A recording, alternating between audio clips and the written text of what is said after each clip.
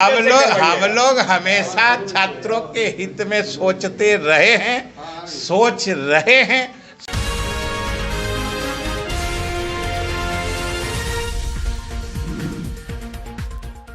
नमस्कार, आप देख रहे हैं न्यूज़ सिटी और मैं हूं आपके होस्ट निधि सिंह। देखिए, एक तरफ बीपीएससी मामले का तूल जो है, एक तरफ पक्ष और विपक्ष दोनों तरफ से प्रतिक्रिया आ रही है, तो वही विजय चौधरी मंत्री जी का भी प्रतिक्रिया आया इस पर। वह कहते हुए नजर आ रहे हैं कि हमेशा सरकार बीपीएससी छात्र के हित के लिए ही बात करती है और उनके ही हित के लिए जो भी कदम होगा वह भी उठाया जाएगा। इस रिपोर्ट में देखिए क्या कुछ कहते हुए मंत्री जी कर रहे हैं। क्या बीपीएससी के जो अभ्यर्थी हैं वो प्रोटेस्ट कर रहे हैं, आंदोलन कर रहे हैं। आपको लगता नहीं है कि इस साल में अगर अभी ऐसा रहा, वो री एग्जाम की मांग है, वो मांग कर रहे हैं कि पुनः परीक्षा हो, वो मांग कर रहे हैं कि पुनः परीक्षा हो, सरकार की किरकिरी होगी नए साल में। अब ये तो आप लोग अगर कहते हैं कि सरकार की तरफ से कोई क्लैरिटी नहीं है, इससे ज़्यादा और सरकार की तरफ से क्या क्लैरिटी हो सकती है? मुख्य सचिव, उससे बड़ा कोई अधिकारी होता है सरकार में? तो वो बार बार कह रहे हैं कि किन्हीं को अगर पेपर लीक के बारे में या एग्जामिनेशन के लिए जो इंतजामात किए गए थे उसमें कोई शिकायत है, कोई प्रमाण है, तो आप आके दीजिए, हम निश्चित उस पर का संज्ञान लेंगे और उस परिप्रेक्ष्य में जो भी उचित कार्रवाई होगी करेंगे। और जब उन्होंने, मुख्य सचिव ने स्वयं आगे बढ़कर सरकार की तरफ से सारे हमारे छात्रों से या अभ्यर्थियों से खुला न्योता दे के रखा है, जो आपको क्या परेशानी हुई है जो सरकारी इंतजामात के कारण हुआ है वो बताइए, उसका हम निराकरण करेंगे, चाहे जिस रूप में जो भी करना पड़ेगा सरकार करेगी। हम लोग छात्रों के हित की बात सोचते हैं और छात्र की जो भी वाजिब बातें होगी वो सुनी जाएंगी। और छात्रों के प्रतिनिधि मंडल, कल उनसे दो प्रतिनिधि मंडल मुख्य सचिव से मिले हैं, उन्होंने सारी बातें कही हैं। लेकिन हमको जो जानकारी है कि उसमें कहाँ पेपर लीक हुआ तो किसको गया और वो लीक्ड पेपर का प्रमाण कहाँ है, ये अभी तक मुख्य सचिव के संज्ञान में भी नहीं लाई गई है।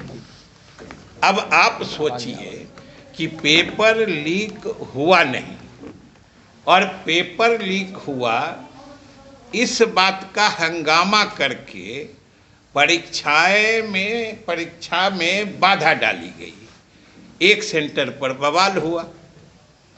ये किसकी साजिश हो सकती है? हम तो आपके माध्यम से छात्रों से ही समझना चाहते हैं कि अभी तक एक भी प्रमाण किसी केंद्र से पेपर लीक होने का मुख्य सचिव या सरकार की तरफ से बार बार कहने के बावजूद एक भी प्रमाण नहीं दिया गया है। मतलब अभी तक की स्थिति यही है कि पेपर लीक नहीं हुआ है, जो कमीशन कहते रही है, और लीक हुआ इसका कोई प्रमाण नहीं है।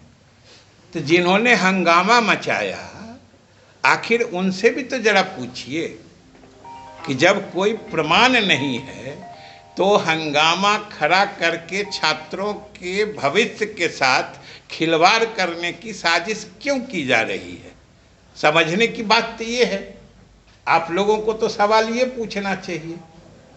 तो इसलिए सबसे नहीं, आपको तो आप लोग नहीं, हम लोग इसलिए कि आपका काम सिर्फ समाचार दिखाना थोड़े है। आप इस समाज में नहीं रहते हैं। समाज के छात्र को अगर कोई बहकाना चाहता है तो आप सच्चाई छात्रों को नहीं बताइएगा।